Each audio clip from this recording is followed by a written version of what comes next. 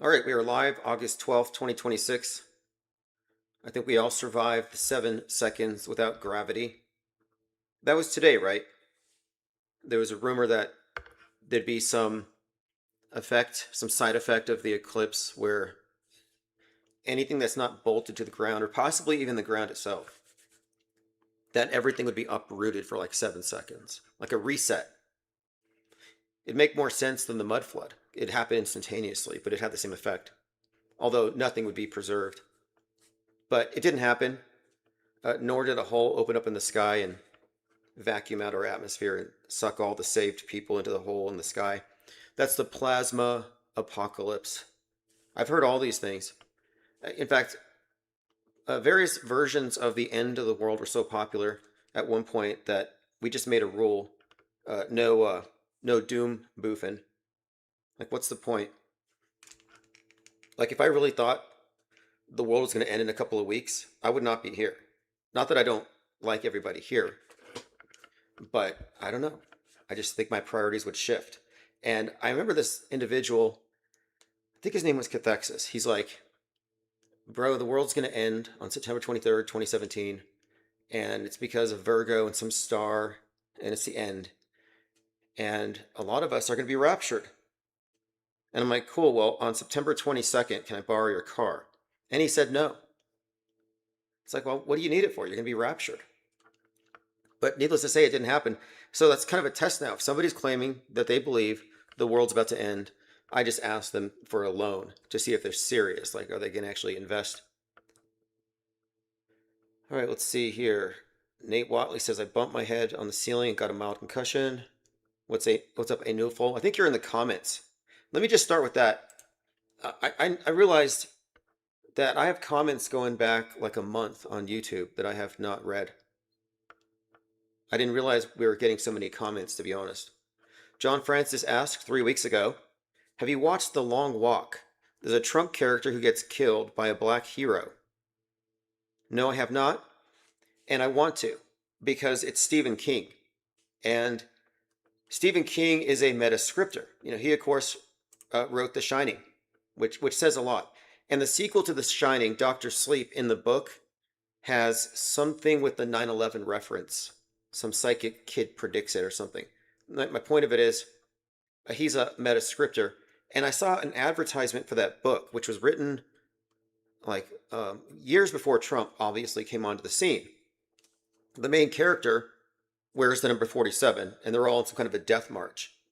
So you see Stephen King looking like a dead man walking, and he's got a 47 around his neck.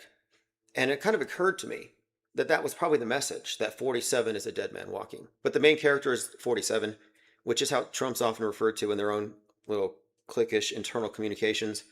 They're really big on that. Do you remember the hat, 45, 47? We're like, oh, it's 9/11 on the side of his head. And that's not an insignificant detail. The details here, like 9/11 on his head, associated with the fake event where he shot at 6:11 p.m. in 33 seconds. And we're like, wait, there's some fascinating connections here, which shows you as a deeper level of indication that it's a script. The nuance. It's like you can't write that off. And there's only so many coincidences in a row before you have to at least consider that you might be looking at intentionality. So it can still be a coincidence, but we're just suggesting that these coincidences are engineered in the same way that in a movie, the chain of events, these coincidences, these plot twists in movies are all engineered. And someone scoffed at the idea that our history could be written in advance. But they think 9/11 was a scripted event. So what do you think? They just flash mobbed it? How many years do you think it would take? And what are your indicators? What's your best guess? Well, if you look at the drills involved, if you look at the scale and scope of such a magic trick, what would that take? And then you look at the elements that truthers tend to misunderstand or avoid, which is the entertainment side of things. How they use entertainment, and it can be movies, books, video games, wrestling, and they coordinate, they synchronize entertainment with the real fake, with the fake events. The key word here is fake. We're not looking at the foreshadowing of horrible things that actually happen. And I think that's what keeps a lot of people spellbound. It's a version of the bloody guardrail where they assume there's real tragedy. So then there comes this appeal to motive. These bad guys are thus, satanic and stuff. And they go into these rabbit trails when, no, we're actually just looking at government co-opting a section of entertainment for the purposes of preparing the masses for simulated events, which get processed as real. The thing of it is, this is a recurring thing and it's predictable. So when we talk about these things, people are like, oh, my mind is blown because these wrestlers talked about 9/11. Well, I'm sorry, but that's like 40-year-old propaganda that already had its role. And Hulk Hogan has since, he was the one speaking at the Trump event and alluded to it being fake. He was at the RNC when he was giving a speech about Hulkamania and his head covered in blood looking down at Trump. So anyway, my point of it is, we've already kind of moved past looking at these things as anomalous and like, oh, this is some kind of crazy coincidence. It's like, no, it's not crazy. The explanation is clear. Like, at this point, nobody should be mystified. And the coordination required presupposes planned in advance. Therefore, these staged historic events are, in fact, evidence that our future is actually pre-written to the extent that these events shape the dominant narrative. And that's one of the key features of media, is focusing on things that have some kind of ulterior agenda. It's not like it's random. We're being directed like extras on a movie. Okay, so let's see here. I want to get to these comments because these are really good. Pippi says, yo. Anufal says, wow, amazing. Okay. Okay, no, the second part of it. Okay, the long walk. Now, I thought this is interesting because this is recent too, and I pointed this out, that the common denominators on the predictive programming for the Trump character has always been he survives an assassination attempt, and he's associated with 9/11. This is a recurring thing for decades. We see this pattern. And you just name so many examples, but at this point, just pointing out here that there was a dramatic shift starting 2024 with Civil War. And in Civil War, they were supposed to kill the president, and he obviously referenced, the president. It's like he's in the Oval Office, and they specifically request that a female soldier come into the Oval Office and do the deed. So I'm thinking, okay, that's interesting. And then he, for the first time in his role as in his various capacities as a predictive programming counterpart, this Trump-esque character like Biff Tannen. Well, Biff Tannen dies, but he's not really killed. He kind of fades. But now it went from surviving to dying. And then it was very grotesque and gruesome at the end of the series Boys, which is basically Trump as the Homelander when he gets the brain ripped out of his head. So there's been this trend towards him being killed. But again, before he lost his powers as the Homelander, there was a female character who EMP blasted him. You had the female soldier shoots him in Civil War. The Wicked Witch confronts the Wizard of Oz, a Trump proxy in that series. So we kind of have seen this pattern emerging along with the deaths. And by the way, there's a lot of Musk representations that I've talked about, from the billionaire and the madness to the electric vehicle magnate in Naked Gun, who's basically Musk, and in The Madness, and these other representations. But in The Boys, the Musk character is explicitly killed. In The Madness, he's shot and killed. Basically, he dies a lot. So I don't know what it means, but they reiterated it in a spin-off of The Boys called Gen V, season 2, episode 4, in which a goat named Elon is levitated by one telekinetic character, and then another one blows it up. So I'm thinking, wait, in the Boys series, he's lifted into space and left there. And in his goat form, he's levitated and blown up. So there's a common theme here. But anyway, I don't want to get misdirected here, but we're talking about these world stage characters and how their representations have been evolving over time. And again, the Trump characters have been very consistent up until 2024. Musk has really only emerged since, I would say, 2023 in any significant capacity. And I have to dig it up, but somebody sent to me something suggesting the Butler, Pennsylvania thing was probably predicted even further back than I originally thought. So there's no question that we're talking about prefabricated history. Unless you can make the case that psyops are random and just randomly assembled. Like, I'm sorry, but the existence of these things and the complexity should tell you, I mean, how routine they are. The existence of what I call systemic fakery. I should tell you that these are scheduled. You know, it's just incredulity at this point to ignore the preponderance of evidence, this empirical research or observations. We're not cherry picking. It's not hindsight bias. As long as people look at the past and say, oh, this is a prior movie, doesn't mean anything. We're not talking prior. We're talking real-time alignments, and we're making guesses, essentially, but based upon the model that we've presented here, between the idea of entertainment media used to prepare us for things and then the concurrent releases of things. And just the other day, like I said, we were talking about the August 4th idea of a Trump event. And then, in fact, there was a Trump event with a guy with a gun. So we've been pretty on target, though, a lot of times. And if you listen, you'll know where we're coming from because we explain the reasoning, like how do we arrive at these guesses? What is our evidence? And what we're saying here is that the concurrent release stuff is so precise, not just release dates, but like specific elements. I mean, it gets deep. And the Charlie Kirk, Erica Kirk thing is one of the best examples we can cite here.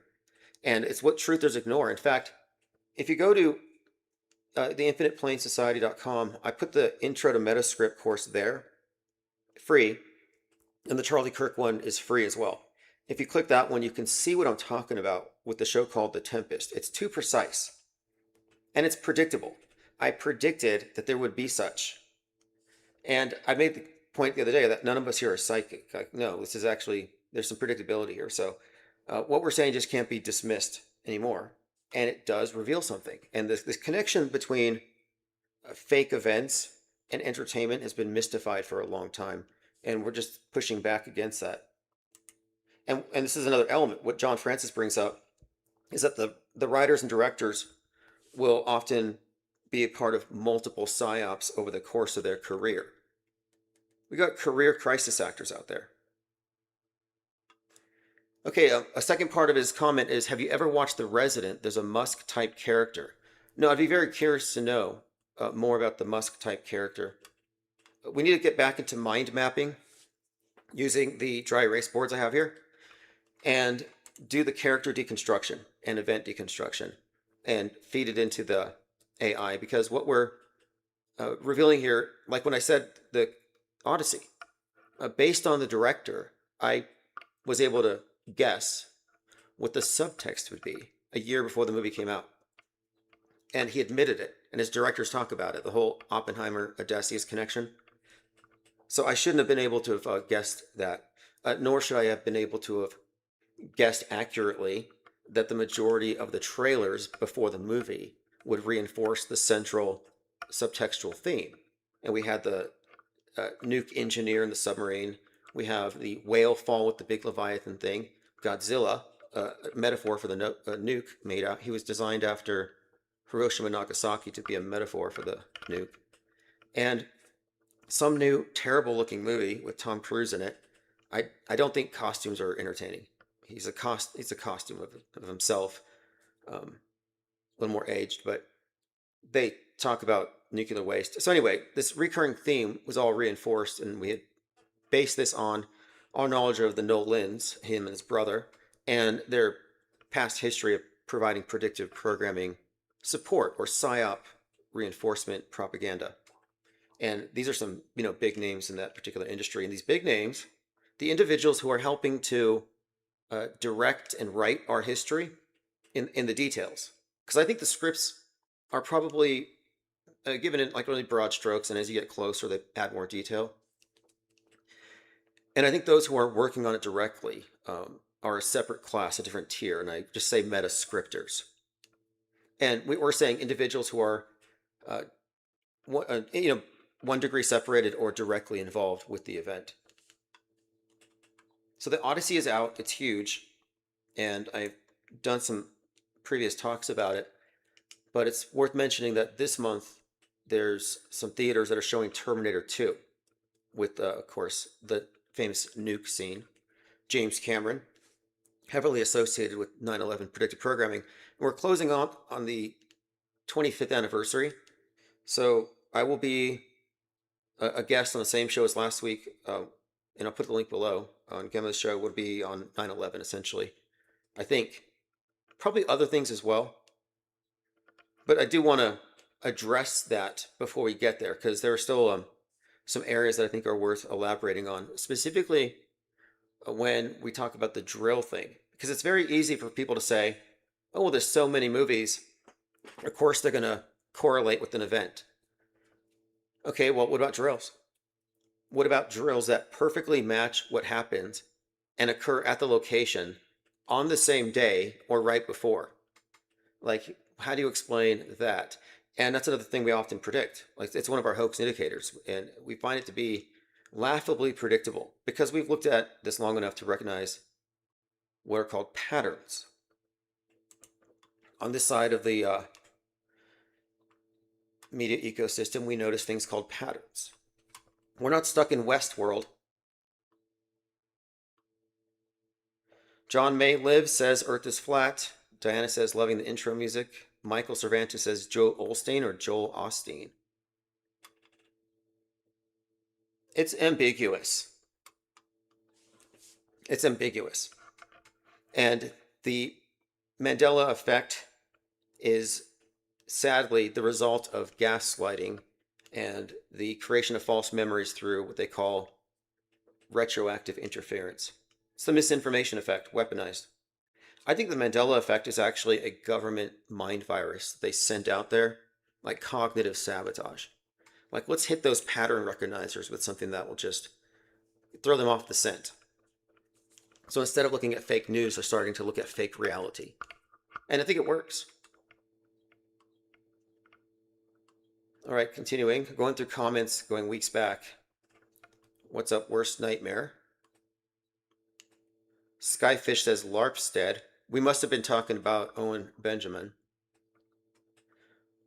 Juan says, Tim, would you say that the Mandela effect is caused in part by fake information perpetrated by the MSM spreading? Yeah, I would say so. That's what I'm suggesting. It's a psyop. Otto Hookser here says, your argument style is very manipulative in that you project straw man onto your opponents. I don't know about that. My policy is steel man. I don't think you have to misrepresent something that's wrong or erroneous in order to discredit it. You just cite the facts. And that's how we approach media. It's not my opinion these things are fake, but the facts are that these particular things make me question whether it's real, so I have to move into the category of, I don't know. I'm an informed non-believer. The burden of proof has not been met.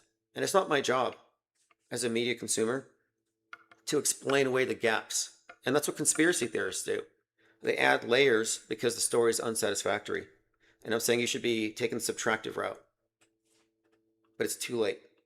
They've already been dog walked into this massive enclosure we call Trutherville. And they're addicted to the Kool-Aid in Alex Jonestown. And it's not just him. There's this whole ecosystem of leaders in the red pill environment who are just alt media, mainstays, big voices, but their job there is, I think, paradigm reinforcement. And they may not even be consciously aware of it at all times. And that's the nature of the world stager. And I have a little diagram on the screen there. The world stage represents the worldview as represented. And it's not just news media, but it's the consensus agreed upon worldview, as reflected to us through media everywhere, where there's like a consensus agreement. And they start off in big areas, and then we have some major divisions. And this kind of illustrates how you have a closed informational system. But the thing of it is, it rests upon previous fake events that accumulate, that are never actually, like, nobody does anything about it. It's like a conspiracy theorist could conjecture for decades about JFK and who did it. But the fact of it is, that never got rectified, if fake, nor will it be. and it's not designed to be. And the conspiracy theories are there to prevent you from actually figuring it out, that the whole thing was fake. And we're just seeing a repeat of history here. And, you know, the whole thing around Charlie Kirk is just a reboot of that. But if you look at the diagram on the screen, I just put Trutherville as a subset because these are the people who are recognizing these glitches in the story where it looks like media malfeasance, maybe they're corrupt and hiding something, or they're just wrong or whatever, and they're being misled. So the truthers add on. They add. But what the starting point, and this is what always gets them into the mud here. They never really escape that area. Their starting point is that the essential thing was real. Like what they saw on the screen was real, but we can debate about the details. And what we're saying is you have to take a step back from accepting the screen at face value. And the events we're talking about aren't false flags. They're simulations, like mass casualty simulations, like theater. The truthers still have in their mind that these are atrocities. Like, oh, the deep state, the government, the Illuminati, they sent in some psychos with guns who are mind controlled to kill a bunch of people for an agenda. That's not what we're saying. We're saying the entire thing was a pure act. And then it goes a little deeper. And this is where truthers are afraid to go. They'll say, I don't think Butler was real, but the fireman's actually dead. Because to question that death would unravel not just the story, but the media on both sides. And it raises a lot of questions. It's a huge can of worms, actually. And I see this like desperate attempt, I think, to contain the narratives regarding this Charlie Kirk thing. And it's actually getting kind of sad. I get secondhand embarrassment from these people. And they're running in circles. But it's because their starting point was always flawed. We didn't have that issue. And if you are operating on the premise that he is dead and you're witnessing for it, you're technically a crisis actor. Like that is what you're doing. Unpaid, of course. Okay, so let's go ahead and go through the rest of these comments. There were some others in here I wanted to get to. They Lie We See says, change purgatory as a location on X. Yeah, I did. You know, I was going to change it to the 8th circle. Like the 8th circle of hell. That's where all the liars go. In Dante's Inferno, liars, falsifiers, and figures of fraud are punished in the 8th circle of hell. It's a funnel-shaped cavern split into 10 stone ditches. And I was just thinking about where we are. Because, no, this isn't really purgatory. The world is run by liars. So we're kind of like we're in the 8th circle. So I kind of backtracked. I was thinking I was in purgatory, but no. We haven't actually technically left hell yet. Okay. Cognitive Dissonance says, great monologue. I would not want you as an enemy. Fetzer's still going, by the way. Yeah, Jim Fetzer is a very sharp mind, and he did some great work regarding Sandy Hook and the moon landing being a science fiction B movie. Terrible. He's done a lot of great work. How to spot a psyop, but it's always how to spot a false flag. And so I don't know if it's just habit. That could be. But I think what we have here is an operating system update that requires that you stop framing it as real or false flag and start framing it as real or simulation, because it has very significant implications.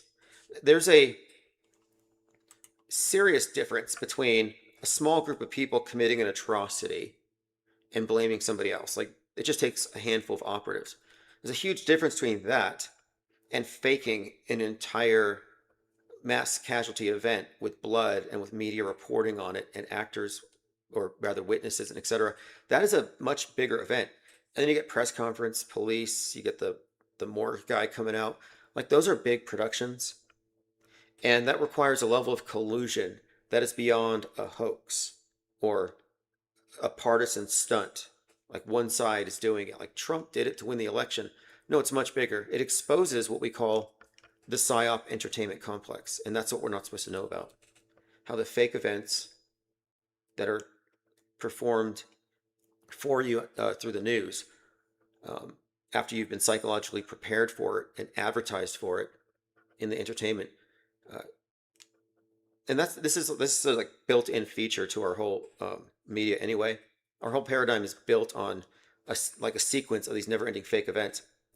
But I mean, if you're still stuck in the framework they're actually killing people, then you can't see the bigger mechanism. You're just like, oh no, these are just events. Like it's real, real, real, fake, real, real, real, fake. We're saying no. It's if it's an extraordinary claim, it should be considered fake until proven real if they don't provide adequate evidence for you to believe it actually happened. And the more we analyze, the further back we go, the clearer a picture it becomes. Our number of hoax indicators is like well past 15. I think it's 20. I just posted it somewhere. And it's going to get, and these hoax indicators are things that raise questions. And also the fact that the same types of things are occurring with every event is also kind of a dead giveaway, as you'll see if you go through the list. But anyway, let me go through this is where it's at. FM says, the start of this episode is epic. Yeah, we're going to be back on that podcast, by the way, on Friday. Speaking of podcasts, if you go to the website, we're back on all the podcast platforms. A number of people were asking me to do so. I think Fakeologist and someone else. And I realized, you know what? I used to get good numbers, and I kind of I've been slacking. So I found some automations to make it easier. And so we're on everything, even TuneIn and also radio.net. And we do have a 24/7 audio stream as well. Just check the newsletter. Okay, let me go through your comments. Anuful says, in my country, I saw a lot of military vehicles on the roads, almost like they will try to drill. We haven't got one of those in a long time. I don't know if you recall, but it used to be the case that every year there would be these reports of FEMA coffins and military martial law, like martial law is coming. And so what happens is every year the National Guard does their summer drills where they go live for 2 weeks doing some kind of exercises. And during that time, you will see convoys of military vehicles. You'll see tanks on trucks, on trains, rather. You'll see a lot of movement. And every single year, the truthers would lose their heads, like the military's taking over. And I think Alex Jones built his reputation on a lot of this type of crying wolf. And then they would point out these trucks transporting FEMA coffins, which they said were to fit 10 bodies each. And I just couldn't believe people ran with that. I was thinking, if they're going to kill us all, why are they going to bury us in coffins? And then two, if you have 10 bodies in a coffin, how can you possibly move it? Like, none of it made sense.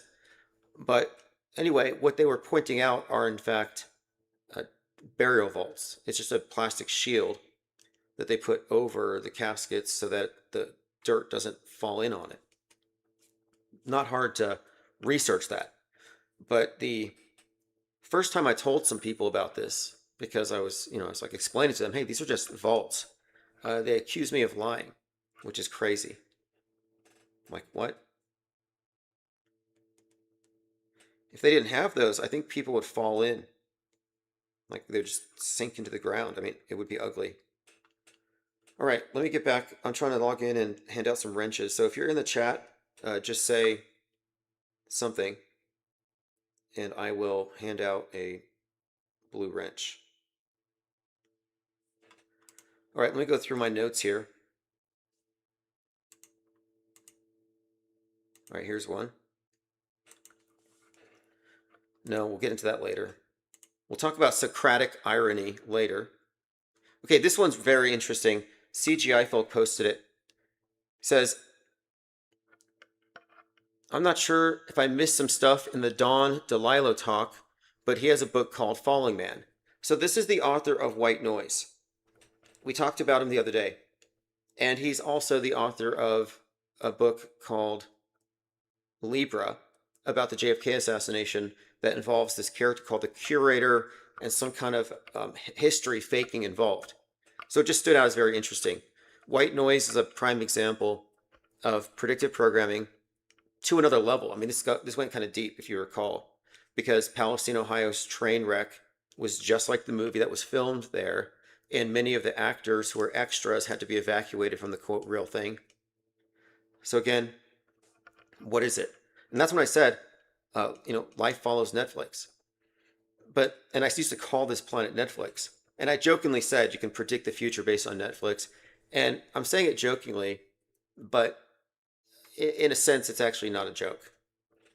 We're just simply talking about the entrainment between two streams of information: movies, fiction, entertainment, and news, reality, and how they fuse the two every single day. All right, catching up on your comments here. What's up, Paradoxy Moronics? HLG says, greeting phrase. The great debate is Friday in the WWE podcast. Are you ready? What is that? Okay. Nate Watley is correct. If they can fake it in the movies, they can fake it in the news. That's absolutely true. A few years ago, I kind of said they can probably fake Godzilla, and I didn't really mean it. And now I mean it. They could probably fake Godzilla. Okay, now let's get back to Don DeLillo. So he releases Falling Man, a novel published in 2007. Falling Man concerns a survivor of the 9/11 attacks and the effects his experiences on that day have on his life thereafter. Fascinating. Now, the reason why this stands out to me is that his other book, called Underworld, had the Twin Towers on the cover and like a really ominous scene of the church and the cross in front of it. So it looked very predictive in the same sense. But the JFK thing seemed to be kind of a metascript related concept. And here you have Falling Man, which again, the 9/11 Falling Man is the guy who was falling off the building. And that was photographed by, I think that was Richard Drew. Let me double check that.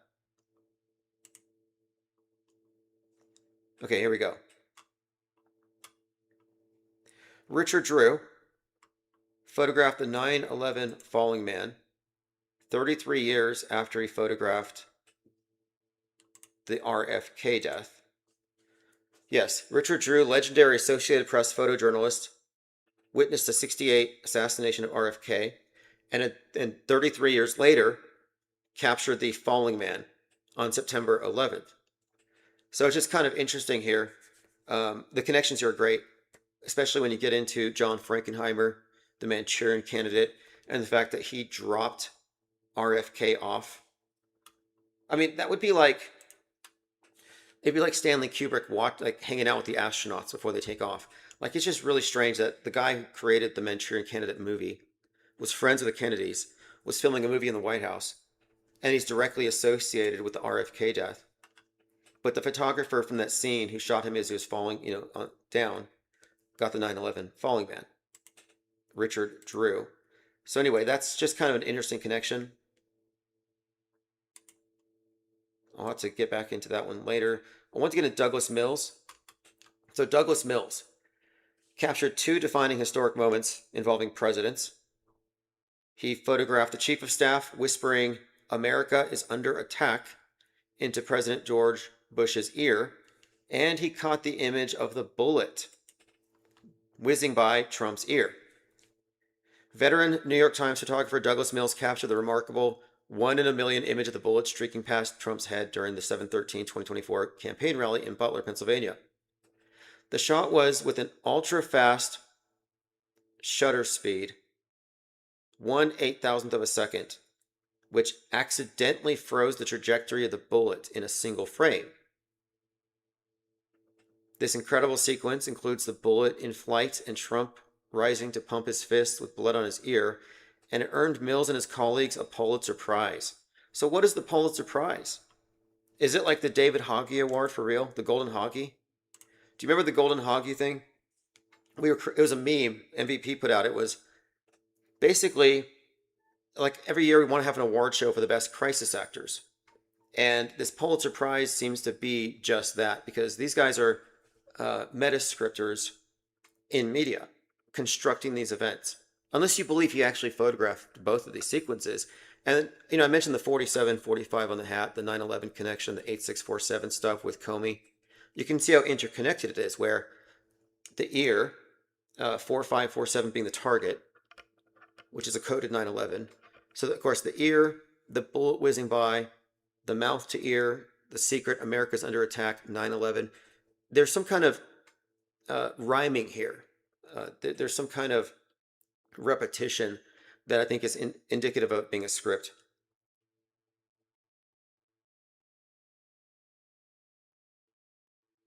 Okay, Kevin Mooring says Candace Owens is worth $10 million for husband's heir to $200 million. She still sells t-shirts and takes donations, but small channels can't get a dime. That is kind of funny if you think about it. And I think the reason why big channels like InfoWars and stuff, they're always pushing products, is so that you're not really thinking about where their money's actually coming from. Like, do you really think they're selling these garbage white label products? I mean, the Super Male Vitality is the same thing as Gwyneth Paltrow's special mix. I forgot what it's called. It's something really gross. I don't even want to say. Her stuff is really bizarre. But my point of it is, they give you the impression that they can't be there if every single 30-second Twitter upload, they don't advertise some kind of supplement or vitamin. Like, your purchase of those vitamins keep them in business. No, I don't think so. They're getting their money from somewhere else. That's just for show. It's just a front, I think. I don't think Candace Owens needs you to buy her CIA mugs. Annual says, Tim, are you expecting a big one for September? Fingers crossed. I'm looking at 11. I'm looking at November. But I'm not making any predictions in that sense. But if we are going to look at the Odyssey and the Oppenheimer and the Terminator 2 thing, I think it is kind of likely now that they can't hit that theme of the nuke much harder than they already have. So if they're going to do it, it's likely going to have to happen before you would think that the stuff wears off. There's always this, build up prior to an event. And the difference is now, it's not hindsight noticing after the fact, as we did with 9/11 when this whole thing started for a lot of people. But we're looking at the stuff real time. That's why we do this. We're not trying to make predictions like this is some kind of crystal ball. What we are doing is we are analyzing the media ecosystem and noticing where it trends, what it is steering people toward. And the patterns are, at this point, they're practically self-evident. Like, some of it is just way too on the nose, too specific. One example, the Henry Novak stabbing correlating with the killing of Austin Metcalf. And then you have, with that, both of their attackers simultaneously being sentenced. Like, what is going on here? These are analogous events, and they both kick off White Lives Matter, and they show the guy with the raised white fist with the handcuff on, which just happened to be on the cover of The Economist months before. So I'm just like, wait, what is going on here?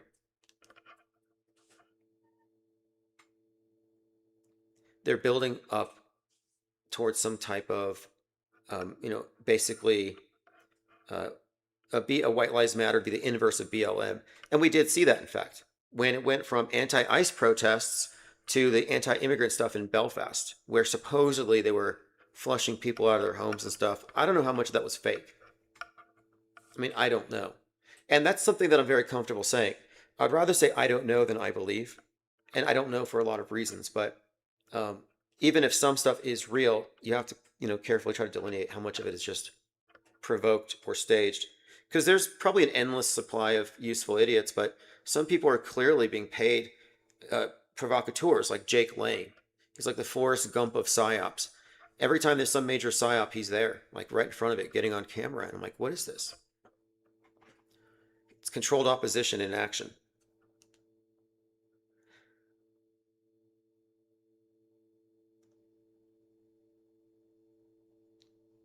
Gwylem says, the Swedish programmers only talked about your views on the globe. Yeah. Yeah, they did, huh? What I expected. It was just, it was obviously going to be what it is. You see, we're looking at a paradigm that is unchallenged and it's presumed to be incontestable. It's been given the authority, or rather the stamp of approval by the authorities. Like, this is real and that stuff is fake. And their system isn't even skeptical of the people who challenge it at a fundamental level. What they are, in fact, and this is a very important distinction, is they are incredulous. And it's very easy to be incredulous and to do a straw man take. And I'm like, that's fine. It's not going to help you in the end. Like, you're better off being intellectually honest and approaching something as a steel man and thoroughly deconstructing it. It's more fun too. It's just really easy to be incurious. And I'm really intrigued by this stuff. And the fact of it is, this conversation has evolved rapidly in the last 3 or 4 years. And it's becoming increasingly obvious how many haven't taken the update. And we're trying to be nice about it, trying to be clear. I'm trying to make, in fact, infiniteplanesociety.com, intro to Metascript, free course. What we're offering here isn't a list of things for you to believe on my authority or because we say so, because I don't make any such claims. What we're proffering here is an operating system that is not in use in Trutherville, and much less by normies. And it's a level of skepticism that's never given any serious consideration. In fact, it's publicly punished. The whole Sandy Hook, as Candace Owens calls it, kerfluffle with Alex Jones, that get being pilloried and persecuted for calling things fake. Yeah, that was just theater to make you afraid to call things fake. Oh, I don't want to get sued for a $1 billion. How much money did they get? $16 billion from Alex Jones? Like, he made all that money, selling storable food items and pills and stuff. Like, I don't think so. But it was just like, it was theatrical. And did it work? I don't know. Probably. When this conversation started, because this is the way I can say it evolved, in 2015, 2016, or 2017, whenever I started looking at the stuff, I remember right after Vegas in particular, if you called something fake, people on your own side, like Friendly Fire, would say, hey, stop. Hey, you auto hoaxers in the back there, stop calling things fake until the victims have had time to grieve. My heart goes out to the victims of the event. I actually heard somebody say that. They got in our Discord server, and we had a sizable audience at the time, and he gave his thoughts. He sent out his thoughts and prayers to the survivors. I'm like, that's like donating to the GoFundMe. It's even worse, actually. But they have this presumed moral high ground, which we've taken away. Because if you are essentially a crisis actor for the state, if you're a propaganda mule, if you're presenting these fake things as real, you're actually engaged in the psychological warfare itself, like you're perpetuating it. You don't have a moral high ground. You're part of the problem.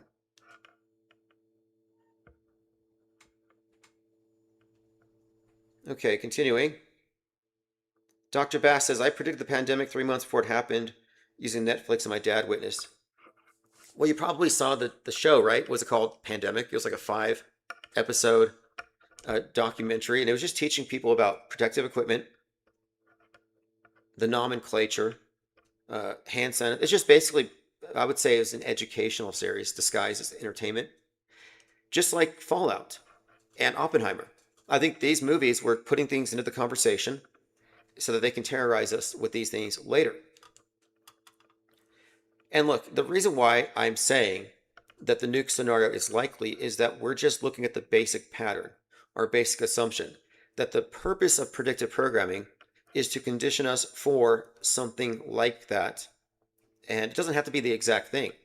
I happen to think that alien invasion has been generations of programming and conditioning to get us to accept the premise that a higher intelligence ought to take over.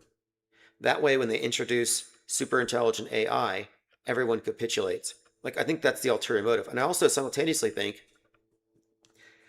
that the pro versus anti-alien stuff when it comes to immigration and its correlation with the attitude towards extraterrestrials, the right calling extraterrestrials demons and demonizing immigrants. I think that's part of a bigger psyop as well. And the alien invasion is some way of symbolically representing the one world system when there are no borders and we're all aliens. Like the invasion is complete. And I think that they tell us things on these two levels, in the real world on the news, and they tell us in a more mythical way in the movies, in a more get into the archetypes, the emotions. So, like Odyssey, the Odyssey shows Odysseus going through certain struggles regarding his dirty trick to stop the war, and a lot of these elements were right out of Oppenheimer. So they told us the story from the scientific perspective, the political perspective, and then they told the story in an unrelated movie visually, but it contained all these same themes in a subtext. That's one of the reasons why I said the movie was going to have that, because Poseidon is the one that really was the antagonist, and Poseidon, of course, is the nuke. It's the nuclear submarine that Putin has been flexing that can send a radioactive tsunami to take out a coastal city. And I think radioactive tsunamis were in that show called, was it? It wasn't called. It's called Paradise, about a bunker. There's so many movies about bunkers that I haven't watched, but I'm aware of. Fallout being one of them. But we have to really think about this. Like, Leave the World Behind ends in a bunker, and that's a piece. That's Higher Ground Productions. That's the Obamas. They're definitely insiders, metascripters. So President Barack Obama is a metascripter by all definition. He was on the set of Steven Spielberg's Alien movie, and he was in communication with the guy from The Boys, where they kill Trump at the end. I mean, it's just intriguing. And then his corresponding role in the movies is often played by the actor who played Edgar in that series, his predictive programming counterpart, which is one of the things that we've been mind mapping out here, is that you look at some world stage character and all their predictive programming counterparts, and you begin to notice, wait, there's a pattern here. Make that make sense when you have different directors, different writers, no connection, unrelated stories, but they're conveying the same basic character, and these dynamics are the same. Now, I wouldn't say we predicted a pandemic or anything like that necessarily, but I remember being really resistant to the idea that they could pull it off. I was very skeptical. And Wuhan was just so ridiculous. The way people were just falling, I was like, who's falling for this stuff? I overestimated, or I guess I underestimated the power of the mind control. But whatever the case, we did say that on 3/11/2020, World War III would begin Ground Zero Seattle. So we had specificity then, and this was just based solely upon a read of the predictive programming. And it was deep, and concurrent stuff was still there that following Monday, because you remember Friday the 13th, national emergency, Monday the 16th was a, quote, Black Monday market crash. The Dow Jones Industrial average went down like 2997 or something, like a 9/11-y number. And on that day, season 2 of a show called Black Monday came out. And the show was about a market crash 33 years prior. And their second season begins on a market crash 33 years from the last one, which is what the show is actually based on. So I'm just saying, this synchronization of entertainment and fake events should tell you one thing. The event is a simulation, which is why I maintain that nobody dies in simulations. And of course, the Normie side is like, no, of course people die. You can't say that. And then you get into debates about that, and then the other side's like, no, they did die, but it's from this other thing. It's from Bill Gates. So they're both agreeing people are dying. They're just disagreeing on the cause. It was a brilliant psyop, because this side was able to blame that side for their deaths. I mean, it really got ugly. And that's also when it became very clear that the president was not rogue. People were claiming that he was like doing 5D chess. No, that's crazy to think that now, that people actually used to believe that. The fact that he participated in Butler is all the evidence you need that every previous event was part of a show. It was like mass erotomania the MAGAs and their relationship with him. You know, where people believe that they have like an actual relationship with a celebrity. They're like, oh, Trump's sending us secret messages. And it got me thinking today that Candace Owen followers are like a new QAnon. Like the QAnon was a deliberate operation to use conspiracy theories to consolidate a voting bloc. I think that's ultimately it. But I mean, it's an operation to Pied Piper a group and segment them off. And QAnon was built around a lot of conjecture, a lot of echo chamber, because that's kind of what it is. But it has this idea of a sinister deep state they're exposing, and the insinuations are all there. But I'm just saying, even the child trafficking accusations against Erica Kirk. But the more I look at it, the more it seems like this is a psyop. And conspiracy theories are psyops.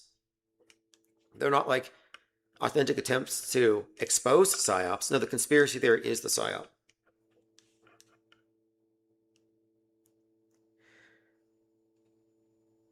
Diana says, I wish the free course would read it for me on Substack. Oh, it doesn't? Well, there are some videos. If you go down to the Substack, Infinite Plane Society, the Charlie Kirk course, and the Metascript, Intro to Metascript course, there are videos there. But what I can do is I can just read them. I should do it anyway because I want to proofread and add. And then I'll be doing subsequent ones.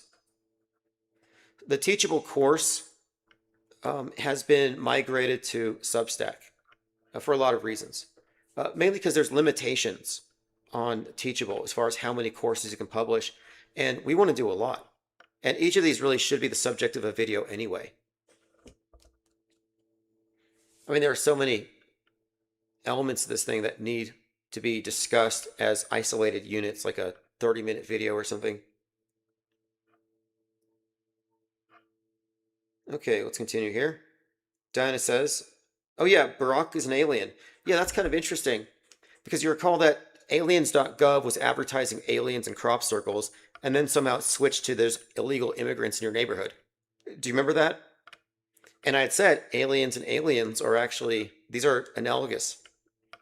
And it became very clear to me watching Tucker. He's like, my friend in the Pentagon says that aliens are demons. And by the way, they're evil, they're dark. These are dark demons, supernatural. And it's like, okay, it's scary. And then next segment, he says, a lot of immigrants are now coming from Africa, very far away. Military age men. Invasion. So now he's talking about alien invasion, they're demons, they're dark, from far away. And then he in the same breath, talks about immigrants in the same way. And, you know, this is the same part of the media ecosystem that claims that Haitians are cannibals, coming over here to eat the cats and stuff. They push this stuff because the demonization of extraterrestrial and terrestrial aliens is both, these are both parts of the same psyop, which we've talked about, you know, ad nauseum here. But the main point here is that Trump really got his start on the political stage with the whole birther movement, which was calling Barack Obama an alien. So, you know, one side, it's one of these, what I call bifurcated psyops, but it's this polarization. Like I would say that Trump represents 1776. Barack Obama represents 1619. And this is very clear in Leave the World Behind. They're very overt about that. And I was talking about that long before that movie, which made 1619 a major element in it. I'll have to watch it again, and we should make it a practice to rewatch movies that have predictive programming, because what we have seen, and this has been a regular occurrence now, is that when you revisit these movies, there will be things that hadn't happened yet, so you didn't make the connections. Case in point, Donnie Darko. Like everyone noticed the 9/11 connections shortly after it came out. But the connections to 2020, Donald Trump, Biden even, and QAnon, those would not have been discernible at that time. Or The Shining. When people first started looking at the Apollo 11 connections, I think it was before the 9/11 connections were made clear. This is, again, just a reoccurring thing. All right, continuing. Dr. Bass Ackworth says the CK thing has been an obvious fake saga. Court proceedings, it's also poorly scripted. The Frugal Snowbird says Kirk got the palm pistol from the front row brown shirt man. Okay, front row brown shirt man. That is a subplot. The plot here, the main part of the story, is the leader of the Youth Republicans gets assassinated on TV. The subplot is TPUSA did it, Israel did it, the Deep State did it, Erica did it. Like you have all these other stories, and then the main story is the left wing did it. Mainstream Republicans think Tyler did it because he's a leftist and a furry. Woke right thinks any of these other options. They all agree he's dead. Now, the evidence suggests that he didn't even exist except as a character for TV. Same with Erica. And that he wasn't shot, he was squibbed. So how do you explain the palm thing? That was choreographed. The conspiracy theories are engineered. You were meant to see that.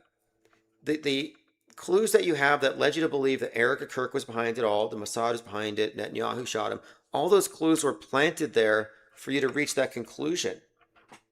Candace Owens is running along with a narrative that is essentially built on the woke pill premise, that he was turning on Israel and they had to take him out. And Erica was a honeypot the whole time. So anyway, the reason why you think that guy did it with the palm gun is because they had him do that so that internet sleuths would persist with the idea of it being a real event. So instead of asking, is it real or fake? You're asking, was it the guy with the palm pistol, sniper, exploding microphone, Tyler? Was it? And so they have like a list of like 30 potential culprits, even a drone or a camera gun. I've heard everything. So you have all these spin-off stories that spin off of the main story that operate on the premise that he was a real guy who actually died. And there are some damage control attempts to say, well, maybe they did use a squib, but it's because he had to hide from the assassins. So now it's still an assassination story. It still blames the same people, but they're claiming that he did a public, well-executed magic trick to fool the world. That makes no sense. That's the best they can come up with. But the Occam's razor take on this is that he never existed except as a made-for-TV character. Sure, he was a great debater and polemicist, but that was an act. Why are people so fooled by this? Like, nobody finds it challenging when you say, oh, you know, that preacher. Yeah, he was actually a gambling addict, drug addict, and he spent all the parishioners' money on hookers. Like, people hear about priests doing terrible things, and they have no problem understanding that. Like, they're used to it. Like if Joel Osteen came out, you know, the guy's like, turns out he has an alternate persona or something, it wouldn't really be that shocking. You just don't find these things to be out of the ordinary because we know how corruptible humans are.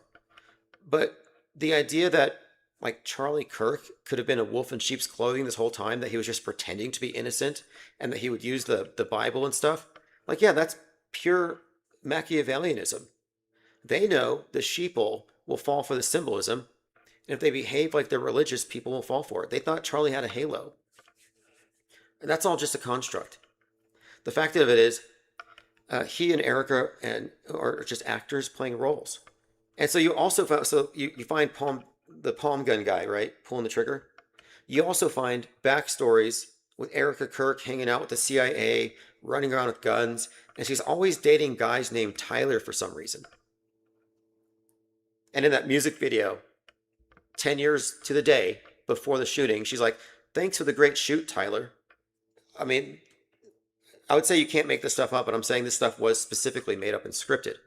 And it is all the time.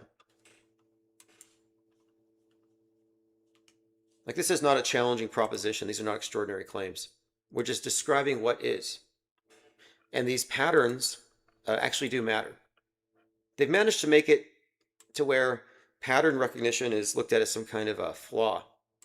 I think the Daily Beast person said, it's just your pattern recognizing monkey brain. Oh, okay. I thought it was skepticism. So not believing the news means I'm just like a slave to my pattern recognizing innate capacities that help me, what? In my evolutionary heritage as an ape? I'm just being an ape. That's just the definition of gaslighting. Okay, continuing here. Oh, the great debate. I didn't know what that guy was talking about. That's right.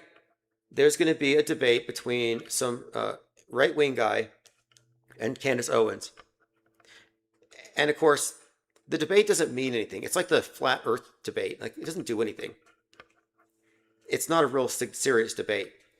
Neither side is in a position to really make any authoritative claims at that scale. There's a point where we do outsource quite a lot. But even if you can provide convincingly or present a convincing, compelling argument for a globe Earth, it doesn't therefore mean that everything that NASA does is real. But they've made it so that if you question NASA at all, you must be a flat earther. Like, they've essentially controlled debates like this forever. And these debates are always there just to prevent the conversation from going to possibly a third direction, which I'm open to various explanations for the fakery, but I'm not going to pretend I don't see fakery, and I'm comfortable remaining agnostic. But I think agnosticism has to arrive from a place of sincerity. You can't just say you don't believe something. Like, you can't say, I don't believe the sky is blue. Well, that's not really valid. There has to be like an informed agnosticism. And if your search for truth on a matter has led you to notice a lot of things that contradict the claims, what are you supposed to do? I mean, it's not my fault that NASA, the space agencies, just suck with their green screen, augmented virtual reality, and their actors, and that hairspray thing they do. Like, that's not my problem. I mean, in a way, it kind of is. We're paying for this stuff. And by the way, that's what we want. Like, the PSYOP entertainment complex, it has fundamentally hijacked entertainment. It's actually hijacked our entire paradigm. Like, it's gone that deep. It's basically tantamount to a religion. And we have been paying our entire lives for what we thought was entertainment, to get away from the news, to escape reality for a bit. And what we are actually paying for is propaganda correlating to some future fake event, or event right around the corner, or reinforcing one that has just occurred. And by the way, we say predictive and concurrent. There is something called reinforcement programming. Reinforcement programming is any kind of propaganda that builds upon the premise. So you could say that the upcoming Candace Owens debate with whatever the guy, I don't know, is it Andrew Wilson, whatever his name is, that debate constitutes reinforcement programming. Neither of them are saying Charlie's not dead. Neither of them can say that Erica never had any babies, that the whole thing's a massive reality TV show fraud hoax and everybody's falling for it. So she said, I'm bumping my show today. It'd be a mistake for me to do it on this recent defense filing when we're 2 days away from the great debate. Okay, that's the great debate. So I posted this on our channel, The Pied Piper of Trutherville. And I posted a link to the free course, The Deconstruction of Charlie Kirk's Simulation, or Simulated Death. The courses are free again. Go to infiniteplanesociety.com. Okay, now listen to this. And look, I'm not here really to debate or badger. I respect people for their divergent opinions. And the reason why I engage in debate is because I try to understand where people are coming from and how they arrive at the conclusions they arrive at. What are they ignoring? What are they missing? What is the flaw in their logic or in mine? Ryler says they took Charlie out just in time for people to see he was a garbage debater and they could expose him for being stupid. Well, look, that was the business model. The business model was you take your right-wing internet S-poster, go to a college, and engage in these debates, like Change My Mind by Louder with Crowder, Steven Crowder. Steven Crowder, who was like sued for basically, I don't even want to say. I don't even want to describe what he did, because I know me describing it puts that image in your head. And you don't want to know what Steven Crowder put a lot of his coworkers through. I mean, I don't even want to conjure that for you. You can look into it if you're curious. If you want to look into it, be my guest. Be my guest. But these guys would trigger people on purpose and then take clips. You know, Clavicular or Andrew Tate. Any of these people. There's a lot of live streamers out there. What's his name? Streamo. You know, Streamo, the guy that fought Strickland. No, what's his name? He's friends with Nick Fuentes. Is it Steamo? Sneeko. So Sneeko is just some boring dude regurgitating manosphere talking points, and every once in a while, something noteworthy comes out, like they get punched in the face. Chud the Builder, he's another example. They just live stream for hours and they get clips, and these clips make them look like they've got a lot of content. And what they did with these debater types, like Charlie Kirk in particular, is you just get mashups of the best of. So I'm not saying they're good debaters. I'm saying he's a good polemicist. Like he knows the right answer for what they're saying within their universe of ideas. It's also notable that he appeared on South Park before the event, therefore introducing him to many people who had never heard of the guy and probably would not have. And he gets knocked off the store to the left. Curtifus says, I went to your store. I'm interested in your latest deprogram. I didn't see a price. Oh, I see. Well, yeah, it is on Amazon, but I don't have any in-house. And I don't plan on ordering any because the second edition is coming out on the first anniversary of the squibbing of Charlie Kirk. So next month, the second edition, which will contain all of the teachable courses and the Great Deconstruction Project, which is in progress.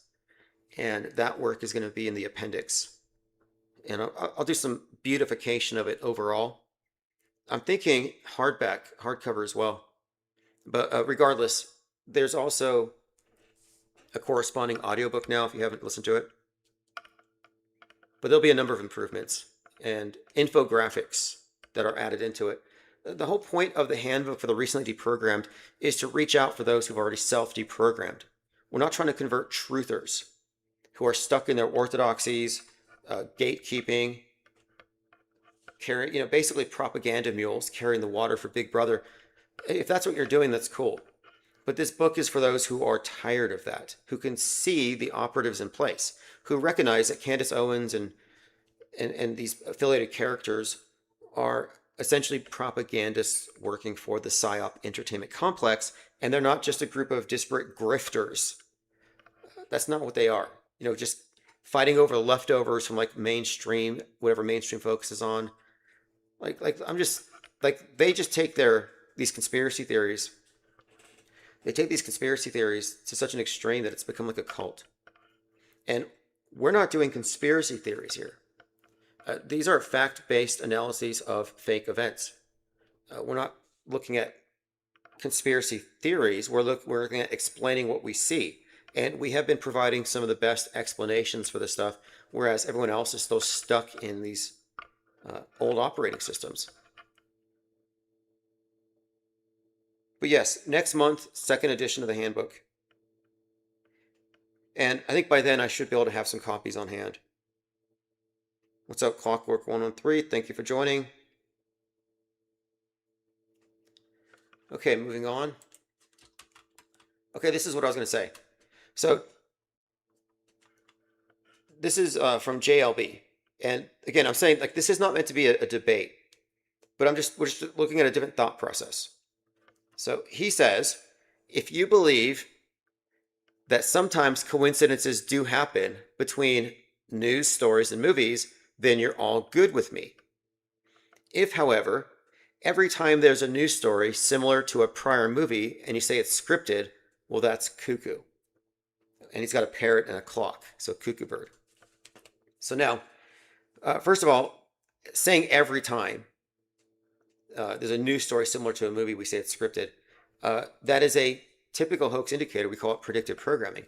To say every time is interesting because when have we seen mainstream media correlating so strongly with real events? Mainstream entertainment with mainstream news. when we talk about these things, they stand out because they're so anomalous. You don't generally see some major event happening in the world the same night as it happens on TV, unless it's one of these engineered coincidences. And they always call these, quote, eerie coincidences. But show me the eerie coincidence that wasn't the result of a simulated event. Like, I haven't seen it yet. But again, that's besides the point. He says prior movie. And what I've been trying to get to is this, and this is just a friendly challenge here. We're not talking about prior movies. As long as they can contain it to prior movies, they can accuse us of hindsight bias. They can accuse us of cherry picking, of Texas sharpshooter fallacy. And what I'm saying is that we are looking at concurrent stuff and making extrapolations, predictions based on that, and we're hitting the mark. That's a fundamentally different claim. And so to explain away stuff from the past is one thing, but try to explain away synchronized releases. And there are so many of them that I said, and here's what I actually said to him, and this is the challenge. I said, not a prior movie, but real-time synchronized mass entertainment coinciding with something in real life. I have many examples for you if you want me to post them here. It's too easy to dismiss it as hindsight bias with the predictive stuff. So I haven't followed up to see if he's responded yet. But I had to raise a point here that he is not addressing our actual claim. And our claim of a collusion between government, entertainment, and news media isn't resting upon prior movies. We're talking about not just movies anyway. We're talking about real-time drills. Explain away drills. How come every one of these big fake events has a drill with it? We're not cherry picking. It's just a common occurrence. I mean, there are a lot of things we've talked about. But anyway, he doesn't have to answer. I don't really care about his answer. It's none of my business. We have two different outlooks on it, two different perspectives. There's the world stage centric position, which is built upon presuppositions of what's real and what's not real being determined by media. So like if it's on TV, we can pretty much accept that it's been vetted and fight over the details. Like if that's your view, you're not going to see things the way we do. Because from our perspective, we are inclusive of news bending, the long-term effects of accumulated fake stories on how you frame daily events. You know, it's like the difference between knowing that your coworker is a pathological liar and not knowing. Like once you know somebody is a strategic liar and they're really good at it, you are very careful about accepting what they say. There's a bit of skepticism that goes into it. And we're saying that the media is provably a liar. So it's not even like you have to wonder, like, are they going to be truthful tomorrow? No, the lying is structural to what they are.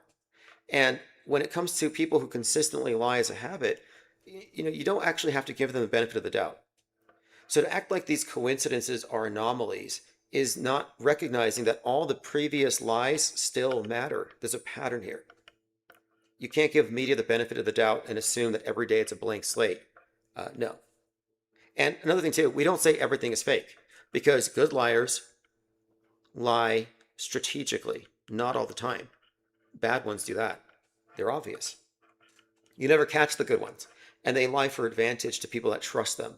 And that's another element. In fact, I was watching a guy do a book review on I think his name is Mulholland, the guy who wrote the CIA manual on illusion and trickery. And they were talking about how to engage in illusion, you also have to consider the state of the mind of the audience. You have to render them susceptible to it. And I think that all connects with what we talk about all the time, with the conditioning, the priming of the audiences through predictive content in media, creating an echo chamber-like effect, as we talk about all the time here. And again, apparently, a lot of people still haven't noticed that all the peripheral information, like your background media environment, it actually is all in a closed system. If it's on mainstream, and it's being like forced into everybody's algo, it ought to be suspect just on that alone. Because it's not just what they fake, it's what they direct our attention to. It's what they selectively focus on. What's up, Lily Bell? Thank you for joining. People like calcified lies take things too far. Yeah, I think it was interesting he brought up calcified lies instead of addressing Tempest and the 2025 concurrent stuff, which I'll lay it out for him very easily. Because calcified lies does some great correlation building and noticing of patterns, but I'll have to double check. I don't know if he thinks these are false flags. It's really hard to say because the people who used to cover this content have always been these anonymous people behind the scenes who present it like it's some kind of sinister reveal. Like, oh, this movie predicted this. It's really bad. And I'm like, no, it's actually, it's not mystifying. It's not even horrifying anymore. It's mundane. We should be talking about the directors and say, is there a pattern here? Is the same director connected to various other events, and what are the other common denominators? And if your starting point is that these events are real or false flags, you're in a different universe than us. Because the pre-scripted events are by definition fake. These are staged theatrical productions. Diana says, JLB says IPS calls everything fake. Yeah, that's a straw man. And look, I'm becoming increasingly skeptical of his skepticism at this point, because a skeptic examines the information and then takes it apart. They don't ignore it. And I'm waiting for an answer about concurrent programming and getting some progress there, because if it's so off that we can be dismissed as crazy, show us how. Because you could call somebody crazy, say I'm cuckoo, and yeah, okay, fine, that's true, probably true. It doesn't invalidate the true things that I say. Even if I am crazy, as alleged, the facts are still the facts. We have to replace incredulity with skepticism.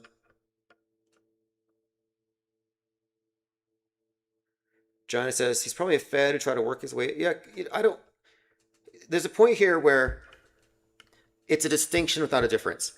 Are you a Fed, or are you reinforcing certain guardrails, and are you gatekeeping out of some sense of loyalty to, I don't know what? I'm not really sure, actually. I mean, I was accused of being a Fed today. Somebody said I was a glowy, and they said I was a glowy because a couple of hit pieces on. Well, there's a hit piece on me by some Swedish documentarian. I mean, they were great people. It was interesting to say in the least, and I still find it to be inexplicable that they brought all the crew over and spent a few days like basically documenting my office. It was really kind of absurd. And for the amount of talks that we had and the interviews, I think they only selectively focused on some stuff that is honestly just entertaining conjecture with no real end. I don't know. Don't really care. That wasn't the point. The point was, Realville, which is where you are right now, didn't exist until just now. And it never existed because our perspective has never been acknowledged. And we have to make Realville, the IPS think tank, the off-world stage perspective, we have to make it a recognized facet within the world stage. And if you look at the diagram there, you can see where we've taken up root. The worst thing they can do from their perspective is to notice us. And there's a lot of reasons why, but exponential growth is what we're aiming for here. And any kind of acknowledgement is a bad thing. And any kind of foothold we have in their universe guarantees that they'll have a very difficult time suppressing this once it kind of gets out of our control. When everyone's in the know, I mean, that's kind of what we're attempting here. And you'll see as the whole purpose of this thing was this off-world stage perspective was specifically, I would say, it was like we evolved it. We accelerated its development by separating. I call this a separatist agenda, where we went off-world stage and we kicked everybody out that were still defending the old operating system, using bad logic, using propaganda talking points, and asserting their positions that are predicated on previous events we've exposed as fake being real. So that, it's very contradictory to be a truther at this point and be psyop aware and not really look at the bigger picture. There are certain inconsistencies that we were pointing out. So as we kind of filtered the group, we came to, I think, a clearer grasp on what we're looking at here. And as of last month, we decided we need to now move in and get a foothold. And that's why you see me engaging with people. I'm not trying to change their minds, but we are creating a presence. And it's a presence united not by beliefs, but by a certain perspective. And again, if you want to get a good definition of that perspective, the off-world stage, go to infiniteplanesociety.com. It's free. And there are videos if you don't want to read it.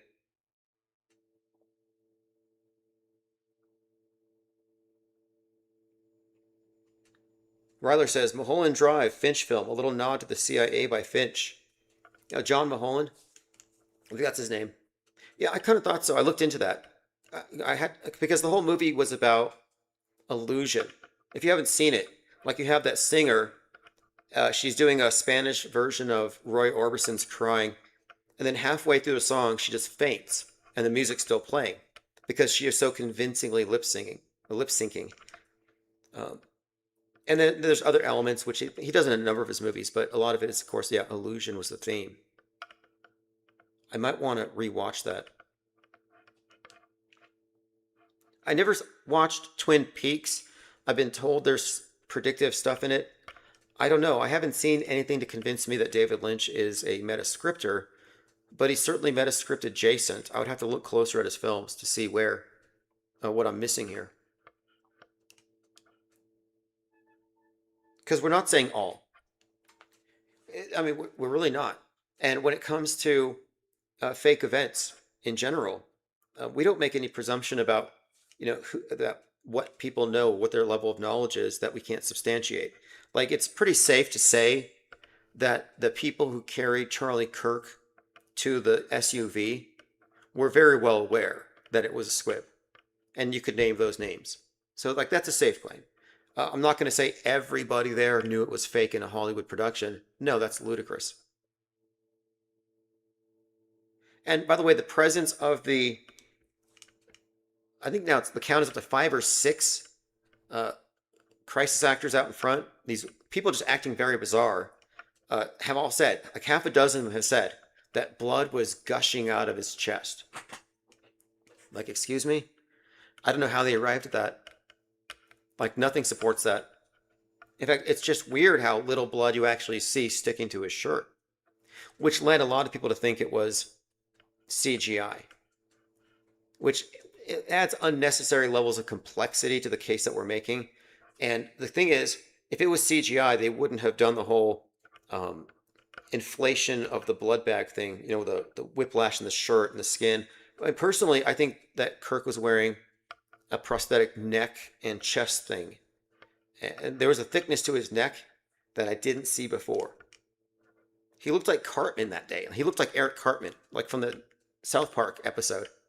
So like maybe he was wearing a whole, headpiece thing. These synthetic masks, they just put the whole thing on like a body prophylactic. I mean, it's like that. It's like a one piece. So it's not a mask. We're not saying it was wearing a mask. When people say like, oh, the guy on Fox News is wearing a mask, there's a line there. No, they don't wear masks. It's more of like, it's a half bodysuit, full bodysuit. Even includes hands. Donna says they carried a bloody body. Yeah, that was, see, we say deviations from standard protocol. Because they say nothing to see here. Like, wait a minute here. Guy gets shot. No stabilizing. I get it. Okay, I'm like, well, why didn't they stabilize his spine at least? Wouldn't you want a backboard? Wouldn't they just apply pressure? What about the ambulance that was there? There's all these questions that are legitimate.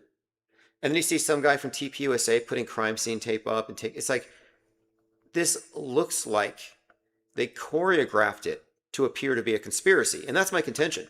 That, to their credit, the conspiracy theorists are right. You get like, what's that brat, Nick Fuentes? He's like, it's not a conspiracy. Tyler did it. I'm sorry, but what was presented to us does not support that. what was presented to us, and I mean, this is the truth, it leans towards conspiracy. Whether it was a palm gun or whatever else you want to invent, the thing does look like a conspiracy because it was written and directed to be that. And they pulled it off. It looks like a conspiracy. It's still fake.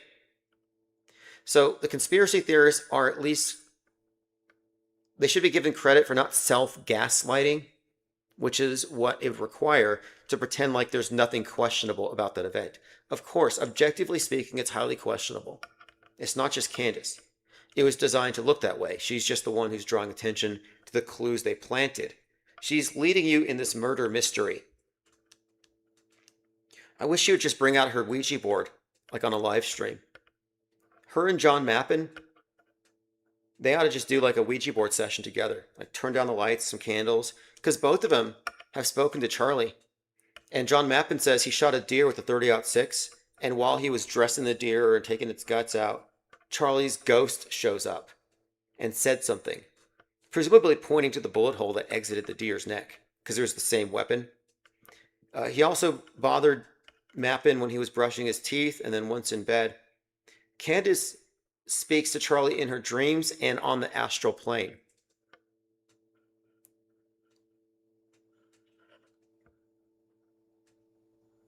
All right, let's continue here. If you want to find that Mick Media thing, go to timosmond.substack or the ips.monster site. Lilybell says, is TPUSA still relevant? The question is, was it ever? Because it appears to have been grassroots ghost organizations and probably just entirely a front, largely exaggerated. I find it very dubious to think that this was a real thing because of the level of scripting. So if you're not familiar with The Tempest, it's about the leader of the Youth Christian Republicans getting shot on the exact same side of the neck while giving a speech, and then his widow taking over, fake crying on TV, and then he turns out that she's probably behind the conspiracy. Kirk has been credited with helping Trump win in 2024. In fact, there are people who say that, well, because he was 18, right? And he was like, he was going to go to college, but then this billionaire said, no, do this instead. So he's always been, part of that political machine, but a billionaire backed him. So it's not like he's organic anyway. But the story that's come out is that Charlie has a halo and his wife was secretly a Jezebel, like a devil, a witch, a honeypot. She got him. That's the story. And as long as they demonize Erica, that story stands true. Like, oh, he's a martyr. They probably have devotional candles. They probably pray to Charlie. It's really bad. They were having AI Charlie delivering sermons from heaven in these big evangelical churches. It's just insane. But now, that was actually necromancy in a way. That was like worse than a Ouija board when they were channeling Charlie. But anyway, what we reveal here with the squib thing is that that person never existed, that he and Erica are equally evil, that Charlie's persona was a fraud and his organization was probably more or less a fake. And from the first time I saw it, I said, turning point, that connects to the Turner Diaries. And we've done some breakdowns on the symbolism here. It all comports, but basically he was platforming something, but like a lot of QAnon adjacent people at one point. But when I saw that whole thing, it was platforming a lot of J6ers. And guilt by association is legitimate on the world stage. Like the fact that somebody's best friend almost fake dies at a fake shooting and then really fake dies at another shooting. Okay, well, if you're that close to a crisis actor, you're part of the same security clearance society. You're in that club.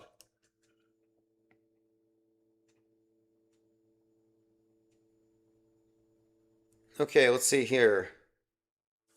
Curtifus says, my friend's trying to convince me that Ozzy Osbourne is actually Amy Goodman part-time.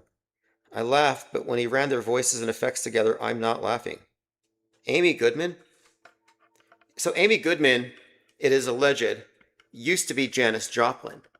Like Rush Limbaugh used to be Jim Morrison. So Jimbo to Rushbo. And that the Golden Mikes, that kind of aligns, but the Amy Goodman, Janis Joplin thing's kind of funny. I don't think, I really don't think the Jimi Hendrix Morgan Freeman thing looks enough. I've never even seen Morgan Freeman playing guitar. But Ozzy Osbourne is most likely not. I know what you're thinking, though. There was a certain period, certain facial expressions, the long hair, but that's just, look, you have to also remember, if you put two faces side by side, it's not hard to mentally morph them and blend them. It's kind of self-gaslighting. Yeah, so I don't know. So Fuentes, I don't know what the deal is with that person. J6 provocateur, obviously protected, some kind of a Fed. The leader of like this, he's like this mini me David Duke. He's like David Duke, but like for the youth. And he kind of on their, you have the mainstream Republican and the woke right. Charlie Kirk was to the mainstream what Fuentes is to the woke right. But I wonder how in the know is this guy? Does he know Charlie's not dead? Like, is he that clueless? He just talked to Hunter. What? I don't know. Everybody's talking to Hunter Biden now. No, that was Tucker. But anyway, Fuentes is totally unbelievable to me. But then I see him pepper spraying that old lady on his doorstep, and I have to wonder, would they have faked that? Because that looked real when he shoved that lady. So I'm thinking maybe he's not that high up. Like maybe he's not that much in the know. I look at people on a case-to-case basis, and there's no reason to think that all these influencers know Charlie never existed. Like Stu Peters, maybe he doesn't know. Candace certainly knows. She's part of the operation.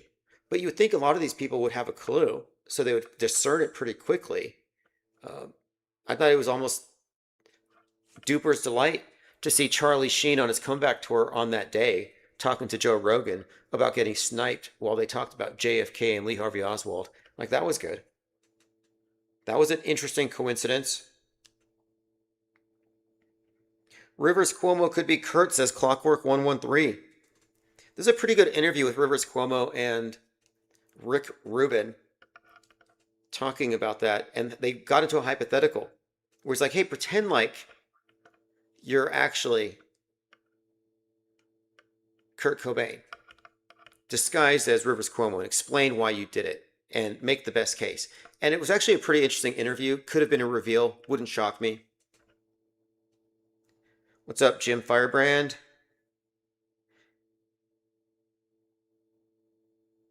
Diana says GAG, the Government Actors Guild.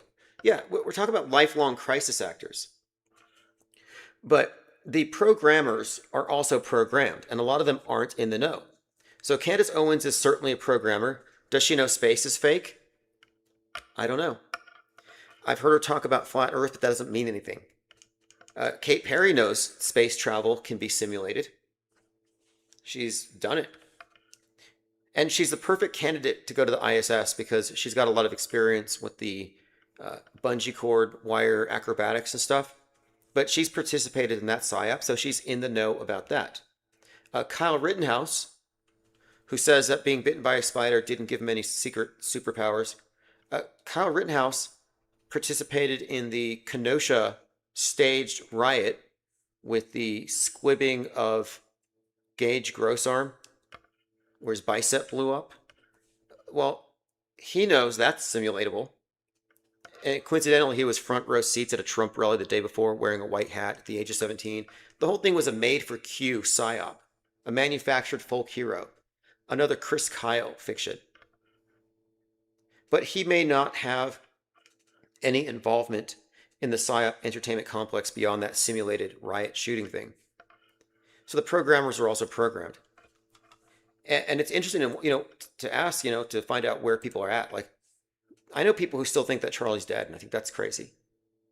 But they think it's crazy for us to say what we're saying. But as was it Mark Twain?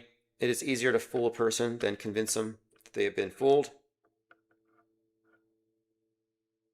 Curtifest says there's something AI about Candace. Yeah, okay. Both Candace and Jones just look AI AF. What the hell is that? Like, why do they look so fake? CGI folk posted this a little while ago. This is pretty good. These are people who almost died. Seth MacFarlane almost died on 9/11, but he's hungover. Sarah Ferguson, but she was running late. Rob Lowe on a practice run. Pete Davidson's father is a firefighter. Neil deGrasse Tyson filmed the plane. Oh, I didn't know that. Michael Jackson missed an appointment, missed his flight. Mark Wahlberg was hungover. Larry Silverstein had a dermatologist appointment. James Woods. Oh, okay. He was on a delay. Jackie Chan changed shooting location. Ian Thorpe had to go back. He forgot his camera. Let's see here. That's just a partial list. Apparently there's more. So that's a partial list of people who almost died on 9/11. There's some very interesting lists you could make with the 9/11 thing. One of my most favorite stories about 9/11 is the kid from the movie Mercury Rising, who is in a movie with Bruce Willis. He becomes a threat to national security because he's basically reading into patterns and codes, and he's cracking codes. Mercury Rising. Well, anyway, he's an actor whose father died on 9/11 in the towers. And that kind of stood out to me as very interesting because Mercury Rising is the name of the movie. And 8:46 a.m. when the first plane hit was when Mercury was rising, astrologically speaking. So we had that correlation. But we found a lot of connections. Like, yeah, the Pete Davidson thing is interesting too. He was in this horrible movie called King of Staten Island or something where they keep referencing his dad dying on 9/11 at 33 or something. And there's a scene in the beginning of the movie where there's this car crash behind him. And it's like, I don't know, there's something on the time. I don't know if it's 11:03, but whatever it is, I had to rewatch it. I just found it to be unwatchable. But anyway, anybody connected to that event on that level needs to be considered guilt by association, a crisis actor. Okay, what an interesting list. And this is great because I've been saying this is what we're doing with the Great Deconstruction Project. We are building lists of people, parties involved, different agencies, including directors and writers and authors. Authors are big. We've been uncovering a number of authors who write the books that become the events that predict the fake events. And oftentimes the books themselves are viewed as prescient. For example, the author of Leave the World Behind was told his book made him appear to be psychic and prescient. And then the movie is nothing but predictive programming, so much so that the media has to talk about it and damage control the topic. Jim says, any insight with the eclipse and the planetary alignment? I'm not quite sure, actually. You know, people talk about planetary alignments, and I always wonder, like, when are they not aligned? Like, aren't they all on the ecliptic plane? Isn't the solar system flat? With a minor deviation from the underworld god Pluto being 17 degrees below the ecliptic, but generally we're talking about the planets are all in a line. So why is it newsworthy? It's always framed as like, this is some serious timing. But no, I don't have anything specific about it. The eclipse thing, the sun and the moon, and the stuff, these are all very interesting within the symbolism, alchemy, the subtext of movies like 2001 Space Odyssey. So it's not insignificant. There was some fascinating thing with the eclipse on 4/5/24 and a 4.8 magnitude earthquake centering at Bedminster, where one of Trump's headquarters is at, with that ridiculous commercial of his head over the sun.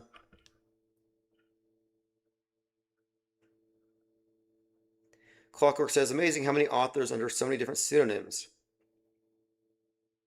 Yeah, that's interesting. You're right, the normie sphere. Yeah, well, I listen to various astrologers and stuff because there is something here. I just don't know how useful it is for our purposes. But there is, like we talk about the script. Because, like it or not, the events, the big events that are simulated in front of the public are planned in advance. You think the wrestlers aren't rehearsing their matches?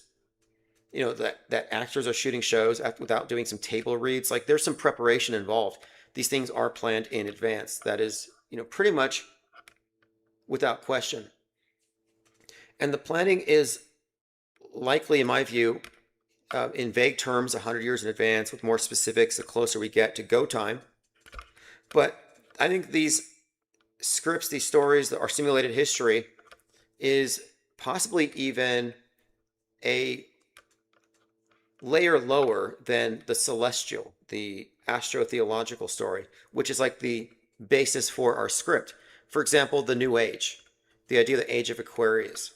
So the whole Age of Aquarius is about this evolution, or this redefining of what it is to be human, this release of mass information, the emergence of this Horus to replace the dying and resurrecting patriarchal sun god deity with this androgynous Martian. Like that's what the New Age is. So their script has a bigger story. I think like Secret Destiny of America, Manly P. Hall, 33 Degrees, talking about America as just being basically a stepping stone towards a global system. And I think that's accurate. Yeah, good point there, Lily Bell, that alien talk has died down. Nobody's talking about aliens anymore. You notice what they did, though? First, it was aliens and anti-ice fighting the aliens. Then it became real aliens from space and disappearing scientists. David Wilcox dies, all kinds of conspiracies. And then we have a few nothing burgers. They release the files and none of it's real. And then they go back to illegal aliens are the problem.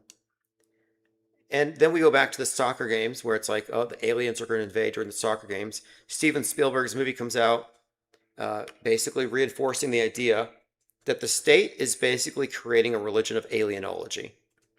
Because they need you to be superstitious and a believer. They don't need you to be an actual skeptic.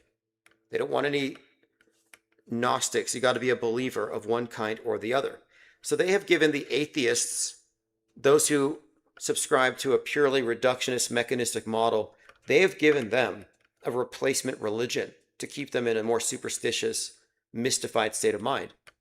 And you could see it in Spielberg's work, how there's a syncretic blend of the whole alien story and Christianity. That's why you have the alien in Close Encounters with the hands out like Jesus. You have E.T. with the sacred heart, the glowing heart thing. E.T. with the finger of Adam touching the finger of God.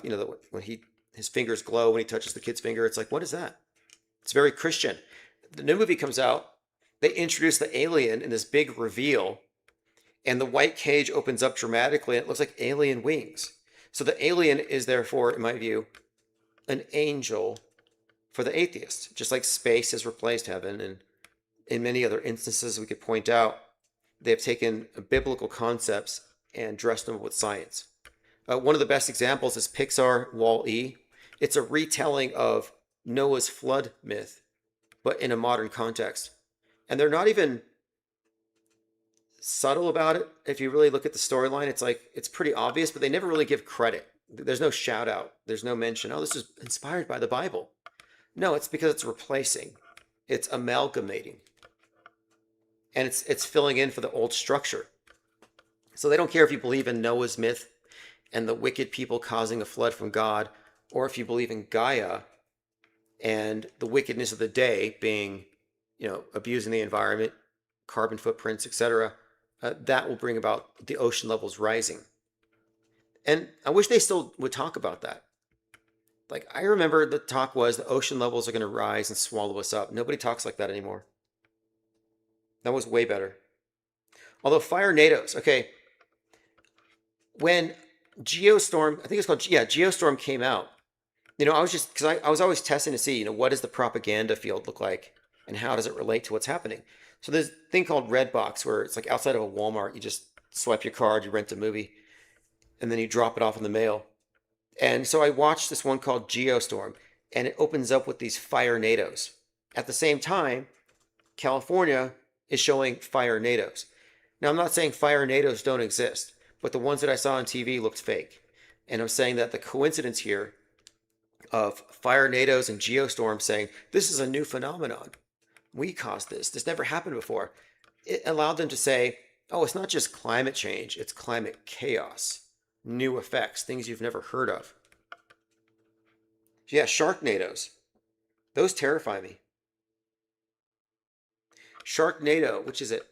Is it the number 3 where Ann Coulter is the president? Hat Shirt says, yes, writers, pods, radio, everything.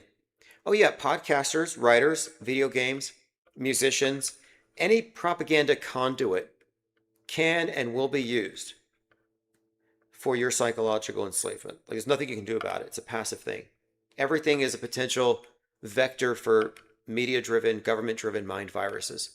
The only defense is to become inoculated against it. Inoculation is free. It's actually a side effect of skepticism, basically, because what happens when you react to headlines on low information and believe because you trust the sources is you become a believer.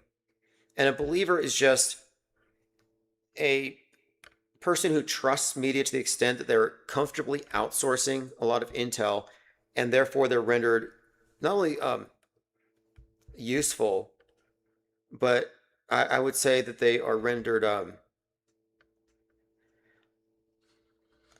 I guess I would say they're reality impaired.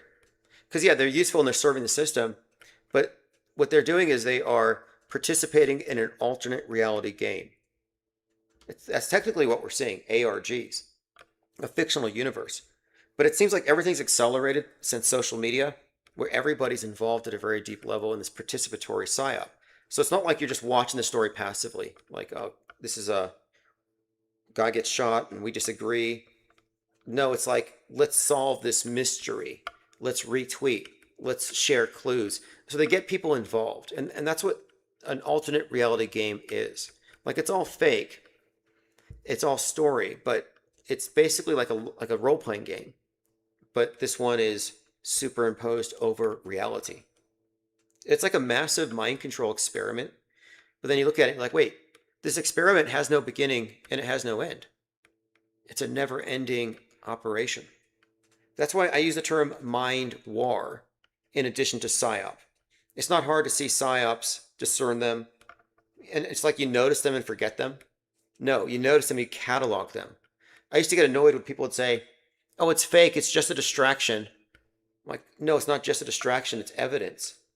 It's information that we should catalog and understand.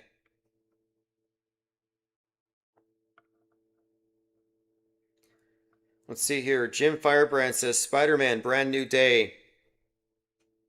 I haven't seen it, but I did see a review. Somebody said that it's like the surveillance state helping to catch the bad guys. And that might tie into the meaning of the web, the surveillance state. Because, you know, spiders are able to detect when they caught something based on the vibrations on the web. You know, interestingly, I was outside earlier today and there's this, I think it was a marbled spider, some kind of spider just walking past me. So I moved to the other side and there's another spider behind me climbing up the brick wall. And then I go inside and my YouTube Red recommends a track, an instrumental called Tarantula. And the image for the song, the music, it had this face covered in spiders. Again, that's my pattern recognizing monkey brain. Now, is that an extraordinary pattern? Is there anything significant to that? I would say no. It wouldn't necessarily qualify as a synchronicity unless I was thinking about the significance of spiders at the time. But there was no internal correlation to the external, so you would call those coincidences. So it's not hard to differentiate between the two. But then you throw in the element of, I'm freaking out over spiders coming inside, going in the house because the spiders are like, you know, gathering around me. And then I look at my phone and it's a face covered in spiders. So you could say that that third element does introduce something of a synchronicity beyond, because it's a sequence of related events. And it did correlate because I'm experiencing a bout of arachnophobia and I see a face covered in spiders. Okay, so we are back on pretty much every podcast platform. I am working on a number of bots to automate a lot of posting. And I was using AI to see, I want to see if I can automate the process here. Well, I can, I've done it, but I'm fine tuning it and I'll be implementing it here soon to take the transcripts, including your comments, and have a AI bot do a press release type breakdown of every live stream, quoting callers and everything, providing links for things that we mentioned. So I'm working on that. And I tried it on Claude, and Claude refused because it didn't want to do anything related to conspiracies. So I go to ChatGPT, it had no problem. It's ridiculous. Claude is super guardrailed. I used to use it all the time, but it stopped wanting to do what I said. So I'm like, okay, so who controls who here? Am I going to be controlled by AI? Like, no, thank you. But they're not all the same. But anyway, the idea here is the automating of this like press release format, and then the distribution of it constitutes a form of a press release. And the reason to do so is because when people search for what we're doing, IPS, fake news, media deconstruction, Metascript, we have to control, like, it used to be you want to control the search results. You want to be on the first page.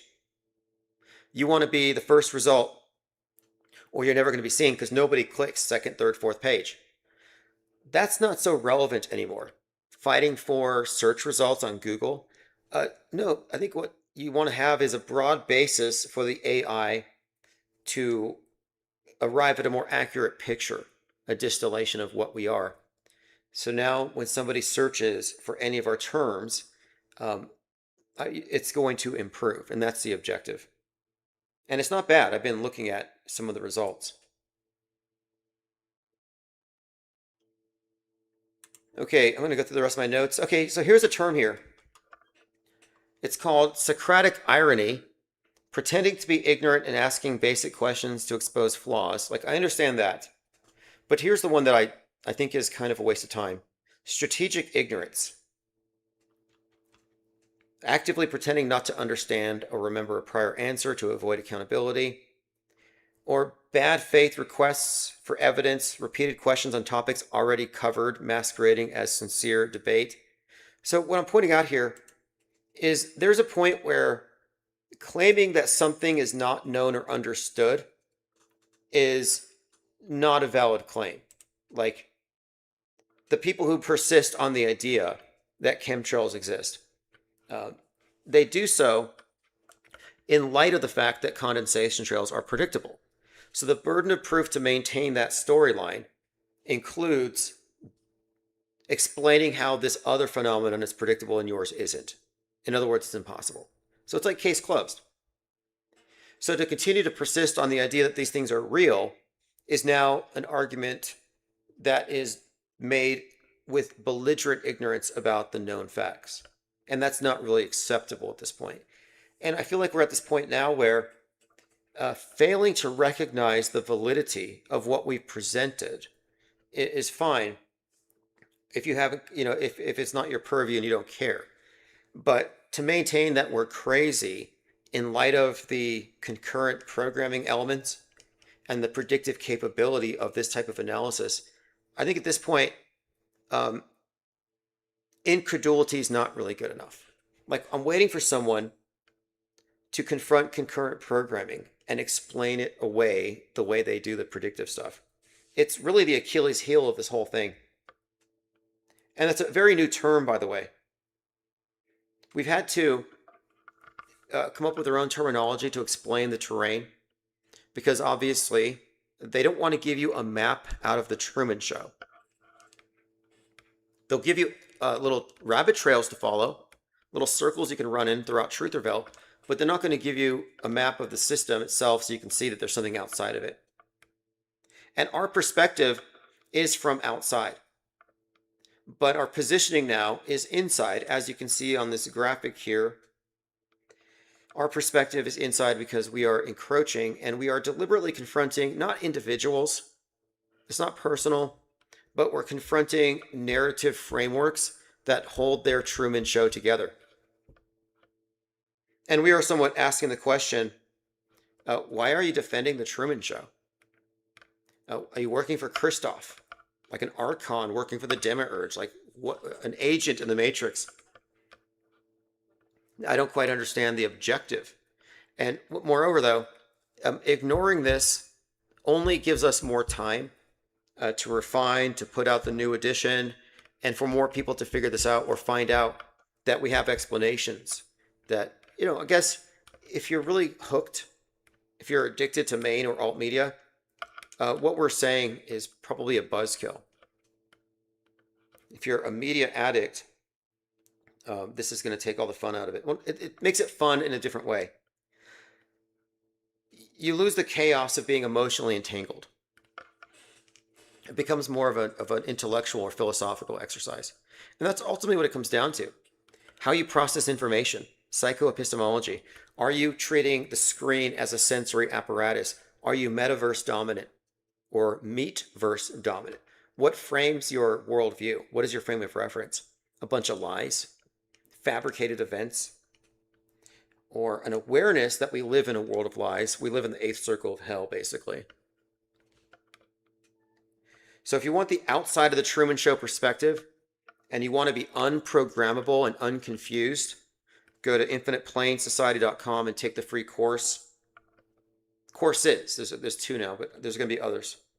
All right, I appreciate the comments. We'll continue this conversation tomorrow. There's a lot going on here. The research is unending. And the 7 seconds of zero gravity did not happen, disappointingly. Was there anything else that we were supposed to cover today? As always, in the newsletters, you can hit comment, and I will read comments live. I won't fall 3 weeks behind any longer.